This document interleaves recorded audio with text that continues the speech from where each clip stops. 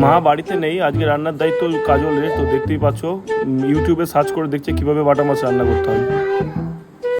কাজ না জানলে এই হয়, বুঝলে? प्रभु हे प्रभु हे हरि राम कृष्ण जगन्नाथ प्रेमानंद ये क्या हुआ? টমেটো দিয়ে বাটা মাছটা কিভাবে করো গো? साले की खोपड़ी तोड़ साले। হ্যাঁ ভাজা হয়ে গেছে। এইটা ভাজা হলে টমেটো দেবো, তারপরে লঙ্কা দেবো, ব্যাস। হ্যাঁ